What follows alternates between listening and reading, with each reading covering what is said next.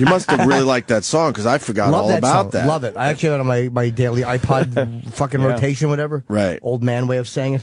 Hi, Donald. We got Donald Trump Jr. in studio. Yes. I saw your tweet. It's Donut Day or something after this? Yeah, I had to come in a little bit earlier because my son's Donut Day, and, you got to make your priorities. Donut Day? Yeah, I don't miss Donut Day. What's Donut Day? I don't know. It's just a bunch of 4-year-olds eating donuts and making their dads fat. Aw. You know what my son decided was yesterday? What's that? His birthday.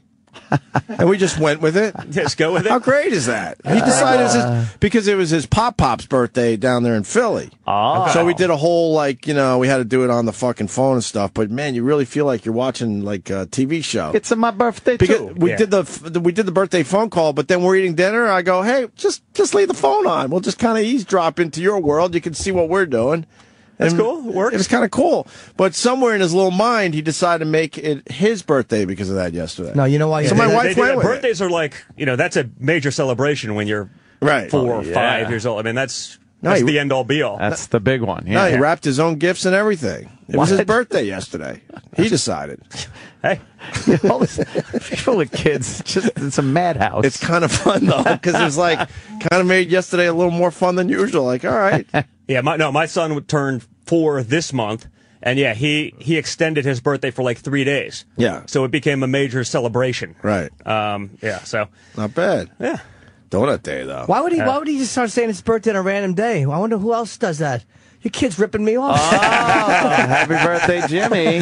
Jimmy only does that when he goes to the No, he does it every Japanese day. hibachi place, and he just tells them it's the birthday every time, so they bring him out the little, Oh, we've all pulled that trick, right? Yeah. That's a very gentlemanly way of saying it, but I do it when I go to massage parlors. It's my birthday. To give it a little extra for your birthday? Yeah, you get extra fingers. A little extra knuckle? Yeah. Jesus. We've all done the dumb, hey, could you bring a dessert? It's his birthday, and he's surprise someone at the table. Yeah. Oh, where it's not their birthday. We all think we're clever because we do Oh, this. yeah, because everyone's birthday is that night. You're not that original, but you still think it's funny, and it goes a long way. It is It's all kinda embarrassing. Yeah. How many kids you have? I got 4. 4? Jesus. 4. Yeah, it's pretty ridiculous. Wow. What are the ages now? Almost 6. Right. Just turned 4. Right. 16 months and 4 months. Wow. 16 months and 4 months. Yeah. I know your last one is right behind ours. Yeah, I'm right there with you. Yeah, we're only a week or two apart on the last one. Yeah, we're late October. You went 16 months. Wow. They're a year apart? Yeah, I mean, we have 4, 5, and under, so it's pretty ridiculous. I tell my wife I'm a little disappointed because it's been 4 months since she's been pregnant, and I'm just not used to that. So she's actually thinking about another. I think I'm done. Oh, really? Yeah. Wow. Well, I would imagine. I have no say in the matter whatsoever, as anyone who has a wife knows. Right. Because I'm probably just not willing to go that next step to finalize it. Right. My end of that negotiation. So basically, it's totally in her control. I would imagine Wow, you man. have a little help around the house, Donald. No, honestly, not too much. Not much. Every once in a while, but we don't have any kind of full-time or live-in. My wife's a machine. She does it all.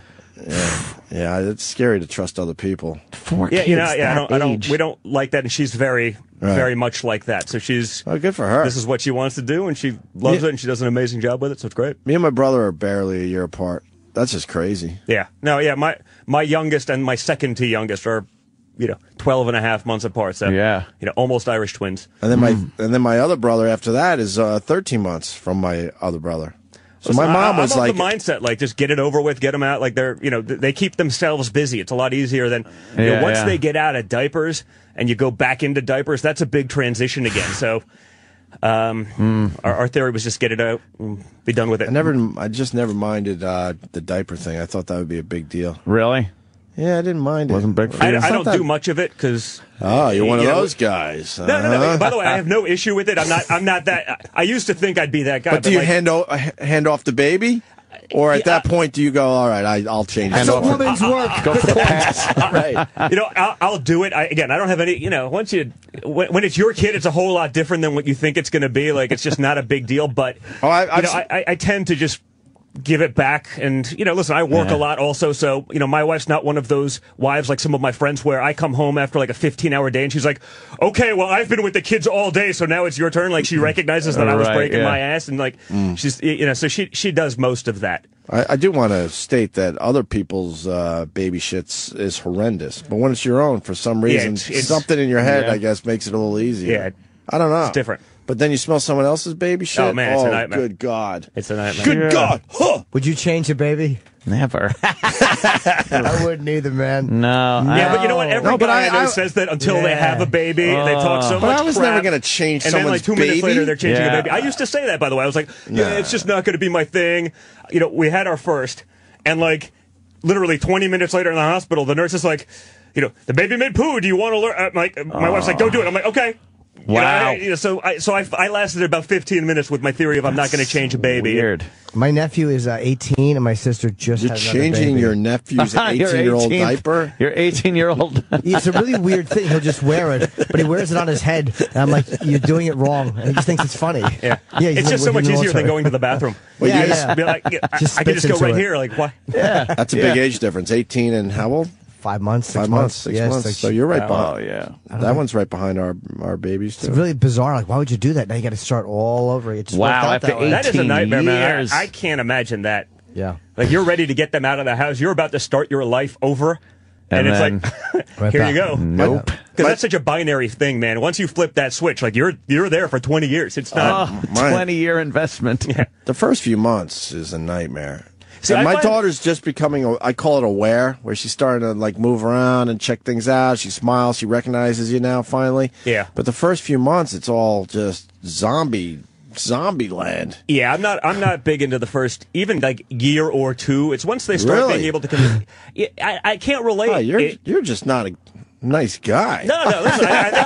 Listen, if you follow my Twitter feed, I'm always doing something with my kids, but I need some back and forth. No, I'm surprised you're saying 2 years, to be honest with you. Yeah, like my listen, son, maybe it's a little extreme, but like that's around when 18 months is when I really start digging my son. Okay, but yeah, when they're starting to walk and do that kind of stuff, Yeah, then you yeah. can start playing with them a lot better. But that first year is painful, man. I can't do it. Yeah, the first year is a little rough, but first 4 months especially. But like for now me. with my he's like my little sidekick, man. We just go everywhere together when I'm, on the weekends and stuff. So it's Nice. It's a lot different. A little mini me. Oh yeah. You get to do any fly fishing, any hunting? What are you at? Yeah, these days? all Ice this hunting fishing? season's over. No, I'm not a big ice fisherman. No? Man. The idea of sitting there and just doing nothing. Or I need a freezing. little bit more active outdoor, activity. So season's going to start, pretty soon, April 1st, basically, and I'll start heading up or hitting upstate like Lake Ontario trips and stuff on the weekend. Get out there. So.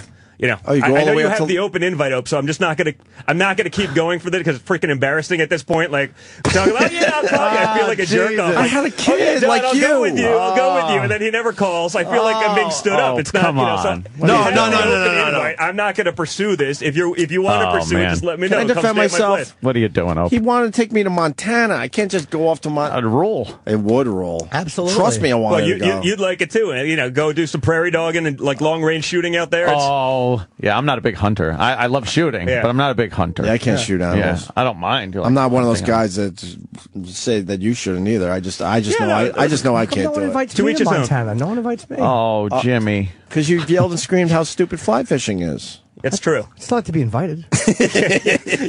So you can hate on us for a week. Yeah, That's gonna yeah. be great. I can't wait. Thanks. And then I'm thinking like I just want to be invited. I was gonna be last man in. It's all his friends that he obviously has known forever, and I'm like, man, I will look like the biggest fucking dork if I don't fit in. Well, you You have fit in. By the way, if you in. wouldn't fit It's in, not I probably school. wouldn't invite you because I Right. wouldn't do that to you because then I feel awkward about I hate having to like tell the you one this. guy that's not fitting in, and then you Right. I hate to since tell you you're my this. friend, I got to deal with you. Like I don't want to do that. We crap. were So- brought up a little differently, sir. I was brought up very poor. Oh. What's your point? I don't know. We might not fit in. I don't know. I don't know how that works. You gotta- listen, make inroads. a lot of my friends are blue collar Yeah, Jimmy guys will just because I explain. was brought up not that way. Like I was still brought up with like a good understanding of the other side. I'm really because my just- Eastern European grandparents. I mean, I've gone I'm through really this with you guys just. before. I'm really just You're joking with you. dealing with- I know I know that you work your ass Let off me and explain you've Molly made your own Ringwald. way. Let me explain Molly Molly Ringwald and Pretty in Pink. She's afraid that she's going to go away with you and all the rich kids won't like her. You know what? Jimmy's right. But honestly, like It's more about me and time, not- like my friends aren't necessarily. That's funny. Of that demo. I got a lot of just blue collar. Listen, because the hunting and fishing and stuff like that. I'm sort of. I know it's hard to believe, and I get it if you think I'm exaggerating it like a lot, but No. I can fit in both sides of the spectrum. No, I can you've do been- redneck pretty well. No, you've been in here enough that we know what you're all about. Yeah. Where in Ontario do you fish? Well, not Ontario, but like basically Pulaski, New York, like Lake Ontario tribs for the steelhead. And you big go brown trout. steelhead. So, Yeah. Steelhead they're nasty, man. Yeah, they're fun to catch. And just, listen, just break up the year. One big head muscle, basically. Yeah. They'll give you a fight. Yeah. It's all about that tug, they pull. Not like your kind of tug. Oh, no. Not the type with an apology. Different kind of tug. Really? Jim got all excited when I said tug. You don't saw him light up. You don't need Visine and a lawyer? You ever do tuna fishing? I have. I'm obsessed with that dumb show, Wicked Tuna. I have.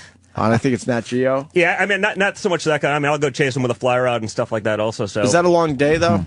It can be, man. Some of that deep sea stuff is, just it takes can be forever great, to get or it can be like standing on? in a cold shower tearing up $100 bills. It's really? It can, you're sitting there. Some days are. I mean, I had a day this summer. I was invited with a friend to go down to the Dominican Republic, and we caught.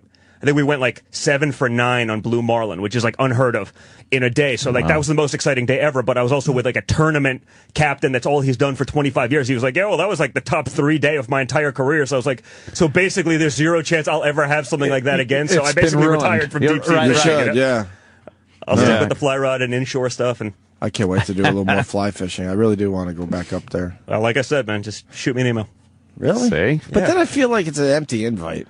What? We have weird, like... he's a real pain in the ass. Like, listen, I'm just I've been being on the honest show, with you. like 6 times, 7 times, or whatever. And like each time I'm like, no, seriously. And like, listen, did exchange my numbers. free time is precious to me. Like, I work hard, but I play hard too. And I would not sacrifice a weekend to babysit your ass if I didn't really want you to be there. Like, I'm not doing this for fun. Like, I'm not one of those like false invite guys. It's just not what I do. Like, I probably should do stuff like that for business, but life's too short to hang out with people you don't actually want to hang out with. This is what it's based on. We've had Quentin Tarantino in here. Yeah. It's like, next time you're out in L.A., man, look me up. Love to, have you over. We'll do, he does movie night or whatever. I'm like, that's awesome. Never looked him up. Because I don't know how to get a hold of him. Fishing is different. Like, fishing and outdoor stuff is different. Like, it's a guy's thing. You get together. Like, it's not. No, but we didn't exchange numbers. Jerry Cantrell, I saw it. He goes, hey, we should get together. And, I'm like, all right, yeah, if you want to, text me later. We'll go down. And he did. He texted me later. We went out, and it was like, I don't really know him that well, but it was a genuine thing. And I haven't seen him since. Did you hang out? Yeah, a couple years ago. Well, I went out to L.A., and Greg Brady did the same thing, and we did exchange numbers. So I'm out in L.A. I go, hey, you said to call when, I'm here. Yeah, he goes, oh, great, right. come on up. So I went way up into Bel Air, this ridiculous house overlooking like everything, literally everything with an infinity pool. It was an amazing spot. Turns out it was his wife's money. She was an international banker. I thought it was Brady Bunch money. That Branson, Missouri show money didn't do it? Yeah. No? And he's the coolest guy. We've known each other a bunch of years. And long story short, I brought a friend with me just because I felt uncomfortable just showing up at Greg Brady's house. And Greg Brady. And I saw him and his wife having a conversation near the refrigerator because I kind of showed up unexpected. And I basically had Greg Brady's leftovers. They were trying to figure out what they could serve me in the fucking refrigerator.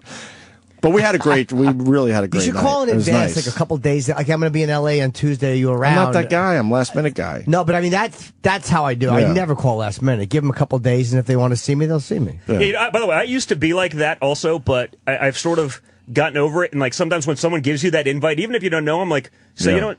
Screw it. Like, I'm going to put out that phone call. I'll make the effort. And honestly, I've made like a lot of great friends, like people that are now like very close friends that I probably would have never gotten to know had I just been you just got to pick up the phone sometimes. People are so afraid of kind of networking or whatever, and it's honestly one of the best things you can do in life is just get over that like fear of rejection. Like, what's the worst thing they can say? Yeah, sorry, I can't do it. Okay. I wanted to go to Montana, but my wife was pregnant at the time. The kid was a little younger. It was just a weird time. Huh? So I think I'm finally out of the woods and could start doing some things again. Well, it's a good time if you want to go. We'll probably go again this year. To Montana again. Yeah. Well, listen, we do it because it's hard for me to take a week off also. So we'll go out Wednesday night, fish Thursday, Friday, Saturday, Sunday morning, back on, and just back, Wow. Do we get the power fishing? Do we get the private plane on this one? Nah, man. We're not. If I'm not damn it! DJT's not a big outdoorsman, and if I'm not with DJT, I don't fly private. It's sort of, no, you've said that on our show. You don't fly private. Yeah, no, everyone assumes that. They're like, oh, your travel schedule's not so bad because you're flying private. I'm like, yeah, right. I'm not even flying business class usually. You fly coach? Yeah, usually. Wow. You know what? I sort of had a principle like when when I was young, it was sort of easy. And then as I got older, and even with work, it was sort of like, well, you're flying sometimes with a whole team of younger guys, for business. I'm not flying them business class. It's just, wasteful. But I have a hard time just myself being like, okay, even if I'm senior or whatever, like, putting them in the back and sitting in the front. Because I was used to that, like with my mom, like, she'd be in first class. I was like, that kind of sucks. Like, damn, what's going on up there? As we were kids, and so you're looking at three guys. If I'm going to make them do it, I'm going to do it myself. And you're looking at three guys that absolutely agree with you. What? I have not sat in a coach seat for Sam in years. I would make my girlfriend sit in fucking coach if there was only one seat. We refused to fly coach to Cleveland. Yeah. Do you understand? Yeah, I do a lot of international flights that way. We refused. They almost had to cancel the trip because we were being divas about it. Yeah, it's just honestly, it's just a principle thing for me, and I'm like just whether it's like the Scottish half of me, I'm just naturally cheap. I feel like a moron. Like a 2-hour flight's $6,000 versus like $800. Right. I feel like an idiot. Like I'm just gonna be reading a book anyway. You just feel stupid spending the money, and I can't. It's just the way I was brought up. Wait. Scottish people are known to be a little cheap. Apparently, that's what I hear. Yeah, thrifty. Yeah, I know that. Thrifty, whatever. Oh yeah, Scotsman. Really? Yeah. I've never heard that before. Yeah. Your dad was on the phone yesterday. I heard that, and I was like, oh boy, because I've literally had one of those weeks where I've been going like 8 till midnight working on a deal because it's one of those deals that if people leave and go their respective ways, like it'll never get done. Yeah. So I've just kind of institute the lockdown policy. So I have no idea what's going on in the world in 4 days. But I saw on my Twitter feed that someone said he was on yesterday. So I was like, oh boy, now I'm going to get ambushed. I have no idea what's coming. I know based on history. That could, we got over that. That interview could go either way. We got over that. No, we had a misunderstanding. Coming back to the office later on, he's like, yeah, you're fired for going on with those idiots. He was hilarious, man. He did say he would never go on our show again, but we got past that. Oh, that's good. Yeah, we got past that a few years ago. I'd like to think I smoothed over those waters. Probably did. Who knows? It was a misunderstanding. He's been in those situations with plenty of people over the years. It happens. I'd say there's some. He's a very dynamic personality, and has he always talked his mind like that? Like he doesn't care, he doesn't man. Care. Well, and by the way, I think he's earned that right. No, I love it. I absolutely love it. And if everyone was honest with themselves, they would do it, and we'd be a better society for it. There's just so much caging, and so many people won't say what they really think, so they act on like sort of false actions. It's just inefficient and a waste. It's ridiculous. Do you ever win arguments with him when you were growing up? Because it seems like he's a very dominant, bright guy, and if you're not attached to him, it doesn't really matter. But when you're living in that world, it's probably difficult. I mean, it's actually a really good question because I probably spent a lot of time in my life trying to, it's not my personality to sort of back down. And I think in the grand scheme of things, like some fights are worth having and others aren't. And I probably spent a lot of my life like having stupid fights just for the sake of winning. So it's hard to win those battles, and sometimes you just got to realize what it is. And so working for him and with him, sometimes it's difficult, but I think I used to try to prove a point because I was working on a deal. I knew whatever it was, and perhaps I had more information, but you're giving it to him, and it's, you just don't do that in a group of 20 people because he's not going to be shut down, in front of that. At the same time, I'm not doing him a service as an employee, not telling him what I really think. You just got to pick a time and a place, and you got to do it not in front of everyone else, so he doesn't have to have that, no, I'm the big dog, this is how we're going to do it, just to prove the point. So don't ever go against the family in front of him. Exactly. But there's a lot of truth to it. You know what I mean? And so I think I probably did a lousy job of that growing up, and I've sort of figured it out, and because of that, have just garnered a much better relationship and with it. Well, this Celebrity Apprentice looks good. Oh, yeah, it's good. Oh, yeah, the cast of All-Stars. It's all the All-Stars. Right. Yeah, well, also what it is everyone's been there, done that, so you don't have, like, the first 6-episode lull where people are trying to be nice, and they're just like, we've been... Out for blood immediately. Oh, they jump right in because they understand the game. This is not their first rodeo. They're just like, boom. Yeah. There's some good surprises early. Penn Jillette was in here recently. He's a good friend of the show. He said that the boardrooms are like 2.5 hours long. Sometimes longer. Like you don't see it in the show. It's hard to translate it over. And like I wish they could do like an outtakes reel because there's some shit that goes on in there it's just amazing. The problem it has no relevance towards what ends up happening in the end. So it's sort of with a limited amount of airtime, you got to cut it. Yeah. But those things are intense, and they just go like they don't stop. None of it's scripted. It's just like free flowing crazy. But I would love to see that. There's got to be a place for that. I would think online so, or something. There's some stuff. Like I said, I'd say 50% of the best stuff ever on The Apprentice happens, and it ends up on the cutting room floor because there's just not enough time. And there's no way to present it. It's just not.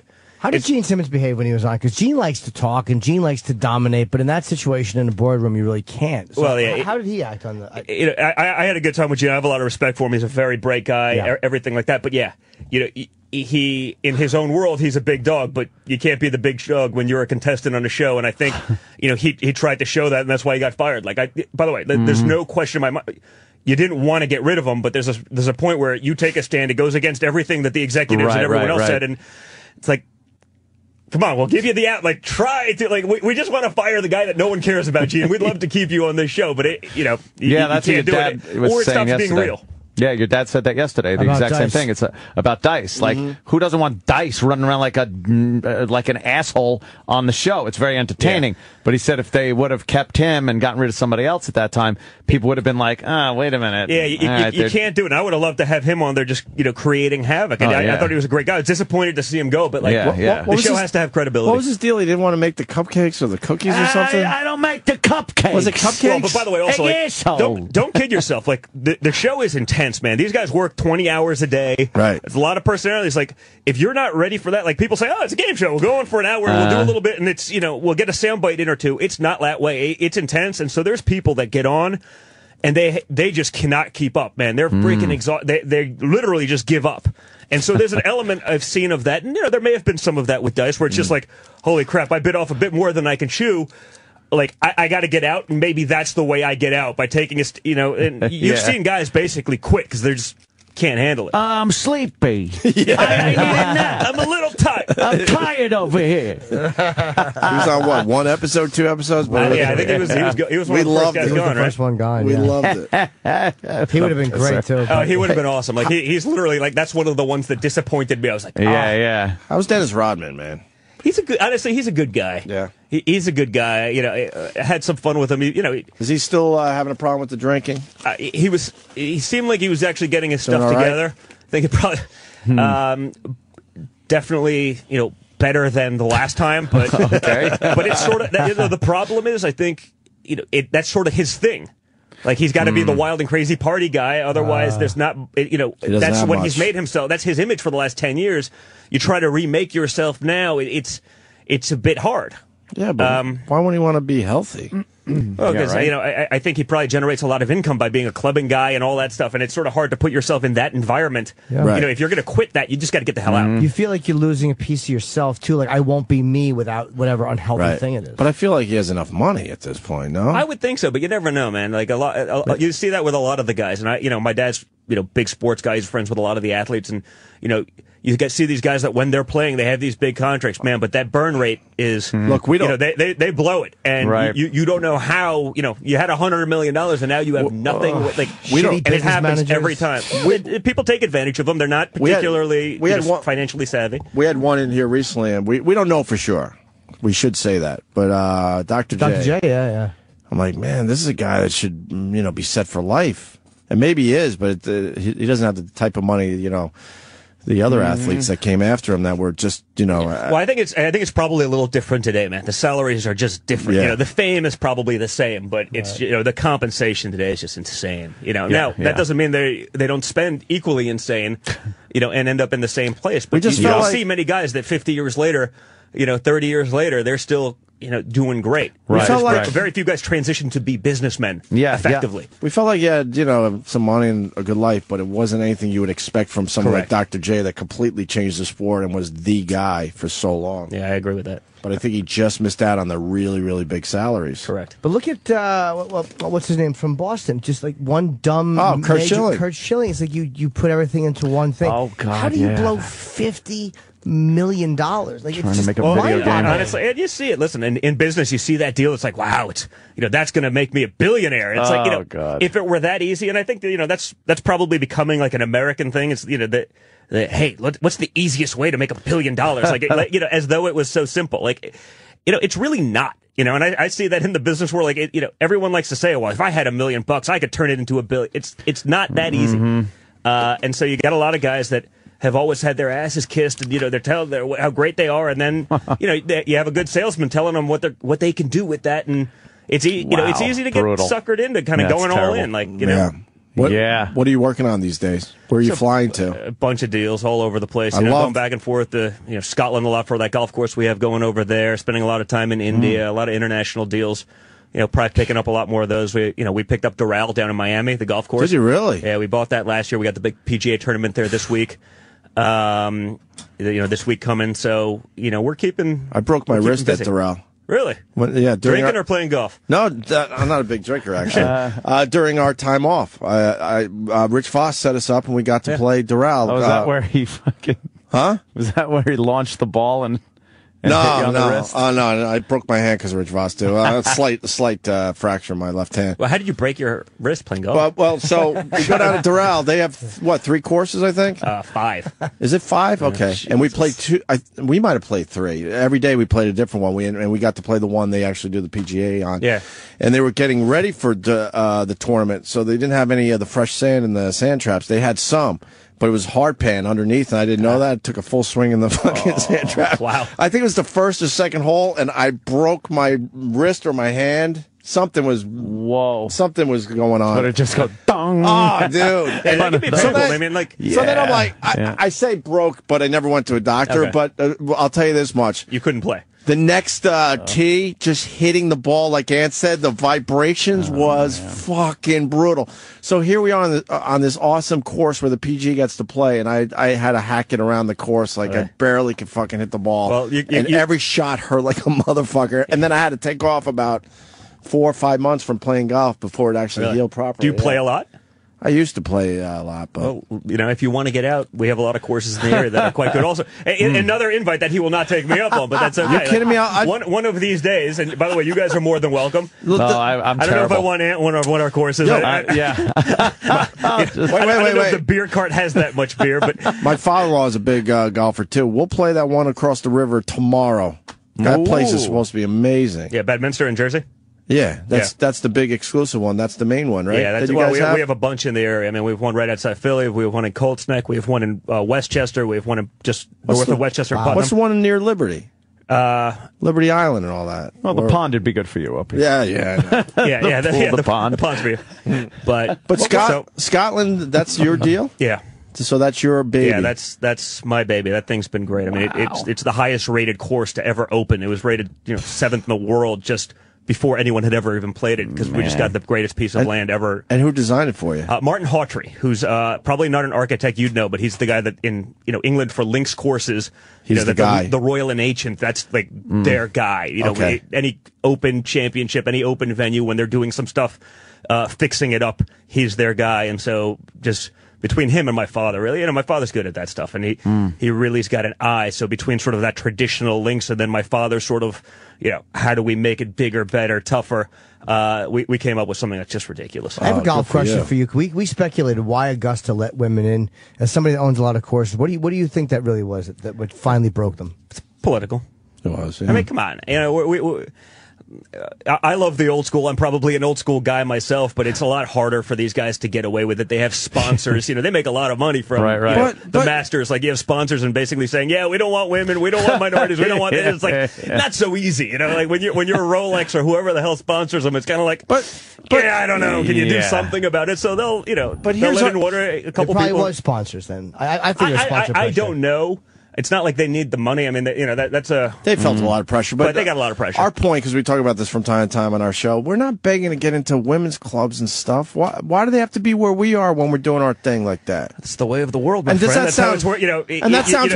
Everyone wants what... But to go back is almost ridiculous. Could I play in the WNBA because I'm not good enough to play in the NBA? No way. But if there's someone as a woman basketball player and she was good enough and that, But does it sound male chauvinist to say that in this day and age, or is it something? It does, but it is by the definition of the word, but it's ridiculous that we say that because people can't help. If women want to be empowered, why wouldn't they go off and there's a ton of powerful women out there and start their own stuff and say fuck them? We don't give a fuck about them. We're gonna start our own traditions and our own clubs just for women. Because it's a lot easier to do it the other way, and break balls, and they'll eventually win because that's the way. That's where we're going. We're just becoming a different society, and for better or worse.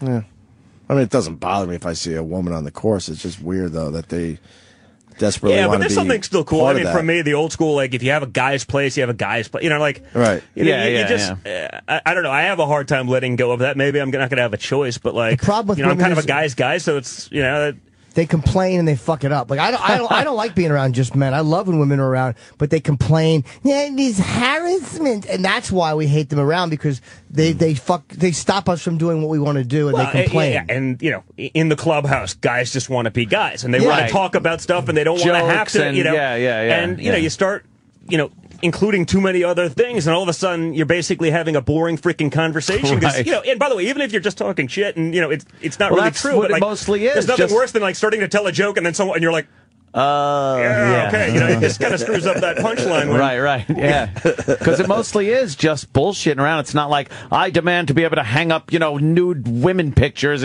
It's just usually just bullshit. Joking and... That you're talking, making jokes that people... It's the things you never expect, and then HR or someone will come up and go. Don't even start, because I'm of that mindset, and I'll get in trouble, and I'm sure I've been on the show enough. I'm sure I'll get myself in trouble one of these days. But if you can't handle some of the basic stuff that's become a problem in the workforce today, you don't belong in the workforce. Yeah, you should go, maybe. Teach kindergarten. I think it's a respectable, position. But and those little kids you can't be negotiating billion-dollar deals if you can't handle Well, listen, there's a place where you have to draw the line. But today, this stuff that you get in trouble for, it's I wouldn't even think about Donald, our stupid world. It's radio, right? Yeah. If we want to just look at a naked girl on this computer, watch. We can even do it to just show you what happens. Everything gets shut down. If we go, hey, what do we want to see real fast? Well, you have to, then the curtains have to be shut. Bunch of naked men in the shower. Let's That's okay, then. That's okay. Look, because they heard already. Look, turn around. You got to close the curtain. Close the curtain. Are you serious? Yeah. Look. No, I'm watching people just for the people. They're actually closing the curtains. They're on high alert. They're not doing it to show the bid off. They're doing it because they really believe we are actually now. Well, we are doing it officially. Listen, that's not bad. I mean, I see some. Yeah. But wouldn't it be funny if he showed tits and then Donald sued? I feel harassed. But Donald, this is my get rich quick scheme. I'm now suing you guys because I feel uncomfortable. And by the way, that's what happens in the world. I can play along, I can be fine, and then I can decide randomly. You now have crossed the line, even though I've been going with. But this is not a stuffy workplace. We're in radio, where it's it's known to be a little more edgy and this and that, right? And by the way, if you guys still got to play edgy, this game. You'd be off the air. Yeah, then we'd just be you'd be PBS radio show. But who would be offended if they walked by our studio in a radio world and saw that we might be looking at something a little crazy on our computer? Apparently, someone, because the serious people closed the curtains of the studio. Yeah. It's hilarious. Isn't that wild? They're on high alert. I mean, someone is listening to the show. So they actually pay for an employee to sit there to basically listen to see if this is that was scared. They scared the shit out of me. I mean, that's where this world is going. I mean, think about that stuff. I mean, it's all right. Open the curtains. So frustrating. Claustrophobic. I hate when the curtains are closed. Yeah, open the goddamn curtains. Yeah, I don't like them. Yeah, it is. It's gotten way out of hand. Political correctness, the inability to speak your mind. I mean, we like for people to be honest, but then the second they are, they get crucified. Yeah, no, everything. I mean, you look at some of the stuff going on in the business world these days. Look at Hostess. I mean, they went bankrupt because if they made Twinkies and Wonder Bread in the same factory and delivering them to the same store, they had to have two separate trucks, two separate drivers to bring the same product from point A to point B because of unions and this kind of nonsense. It's Like, of course they're going to go bankrupt. Like, how do you do these things? And like, this is like, and I see it because I spent a lot of time working in Europe and Scotland. Like, that's where we're going, and it's impossible to do anything there. Like, it's literally, there's places that in the world that you just don't want to do business because it's so much bureaucracy and so much nonsense. I mean, we were over there, what was it, last week, 2 weeks ago, and, people are moving a radiator to put it into a spot. And there's the radiator, it was a small one, like it's probably 20 pounds, right? And I'm watching them, and they have these straps on, and they're tied up, and there's two guys lifting a 20-pound radiator, and they're moving it 1 inch at a time, putting it down, waiting 5 seconds, and they're counting.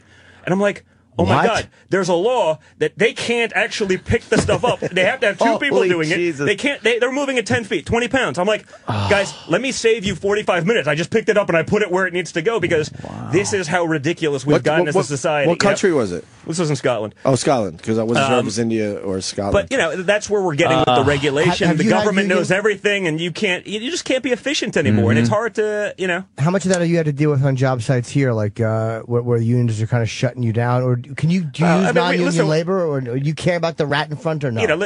By the way, listen, we use, because, when you're doing big stuff, it's sort of hard not to in New York, right? Right. That said, when I have friends that are in similar businesses, if the rat's in front of the building, I commend them for doing a good job because they're probably doing it efficiently. You know what I mean? Like, yeah. And listen, I'm all for everyone making a good wage and making a good living, but like, you can't put in rules that are just, where you need two guys doing a job that one guy can do, and they have to be there for a minimum of 4 hours. And I saw this when I was young, just my first real job. I was working in Atlantic City as a dock attendant, and there was a Coast Guard station on the point there. And I got to know some of the guys because I was like 14, living away from home. I was hanging out with them. It was, and there was one day they had a water outage. So they called the plumber.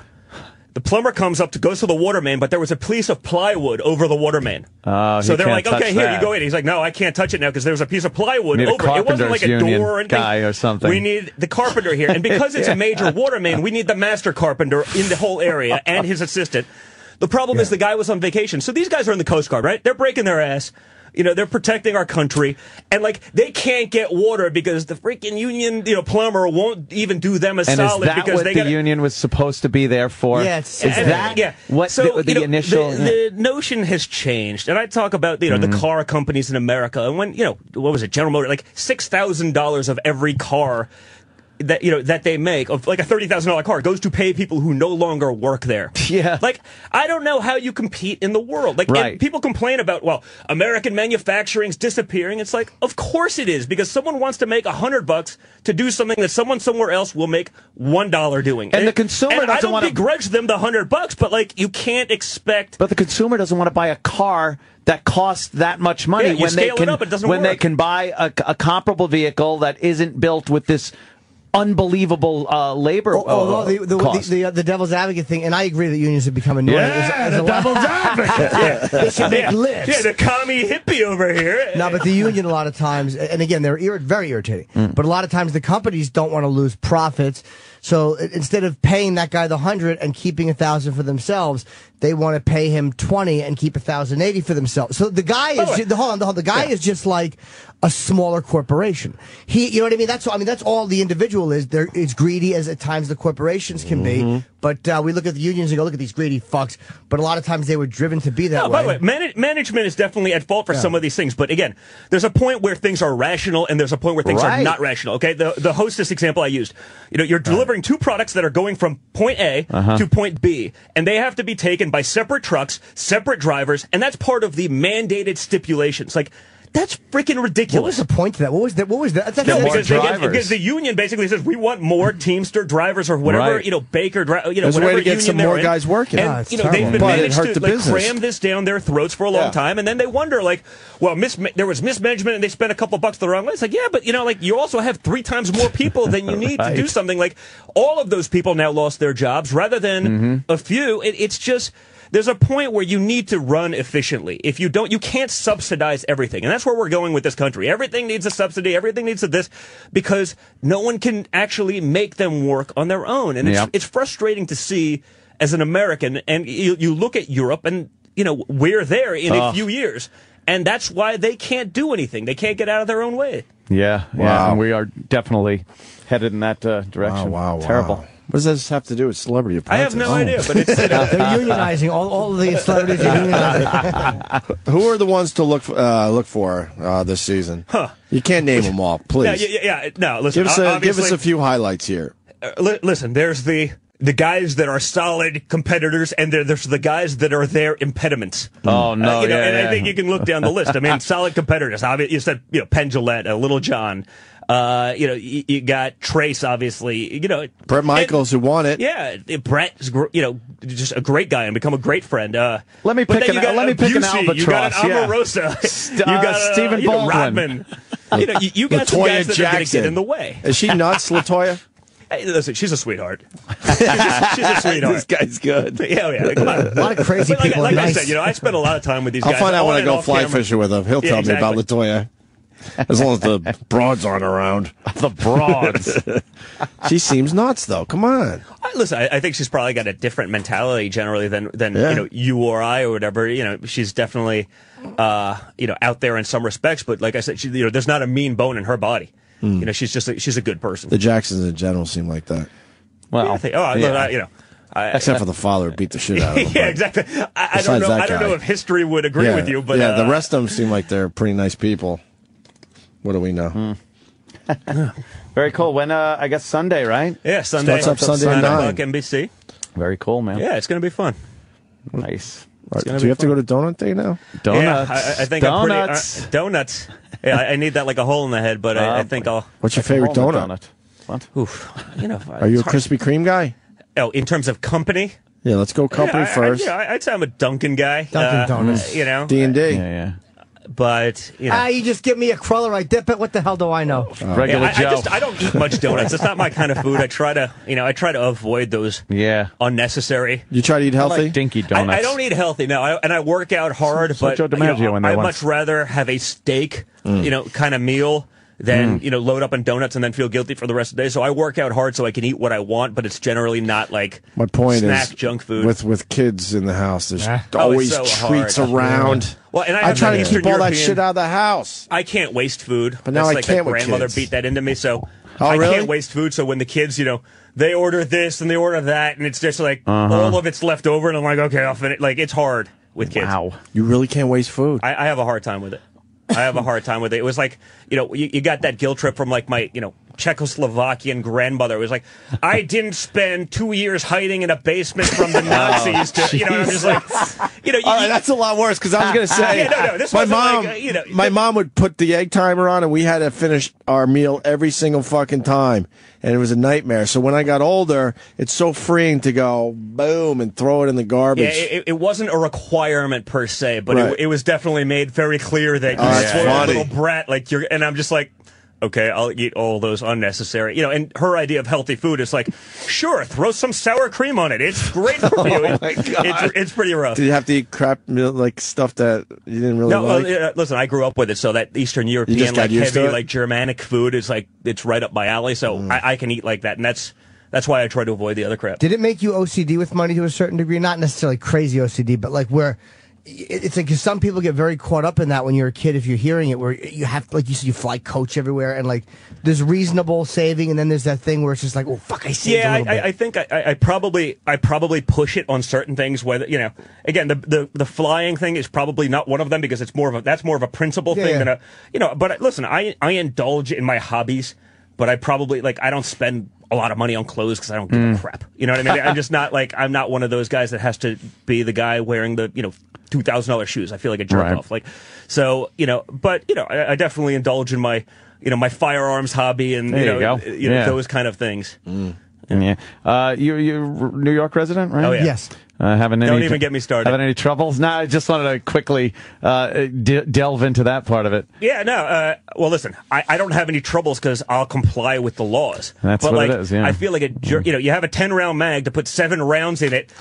Because the criminal's going to, he's going to say, oh, crap, I got 10 rounds. I'm going to take those top 3 off. I want to comply with the law before I go use this. So I'll carry a 1911, crime. and I have a lot of 8-round mags for my 1911. I'll make up for it in extra firepower. But, so am I breaking the law by putting 8 rounds into my mag so I can have one in the chamber, because I can have 8 rounds in the gun, but one has to be in the chamber. But I can't have an empty chamber with 8 rounds in the mag. With 8 rounds in the mag. How stupid are we? Listen, honestly, that was Cuomo acting for the sake of action. The rules that were implemented, and by the way, I'm fine with some of the executive orders. I'm fine with background checks. Like, I'm not a nut with some of these things, but I'm also a competitive shooter.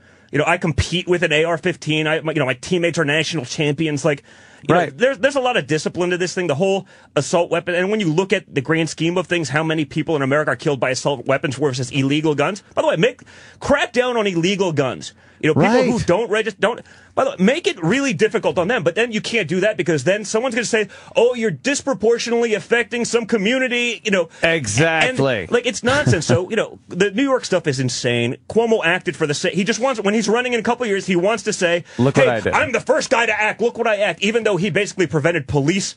They didn't think this through. So the police fast. weren't allowed to have 10 rounds in their magazines. Like, it's so stupid. Yeah. It's ridiculous. And again, I'm not, against some things within reason. I'm fine with background checks. I'm fine with the mental health stuff. But, you have, people that have kids that have issues, and I trust me, as a parent, I get that. That'd be the worst thing in the world. And, but to crack down on mental health and those aspects, oh my God, you're going to offend some lobby of people who don't want their kids. I get that, but don't attack, that's like going after fat people, and saying, well, we're going to ban spoons because, that's what made them fat.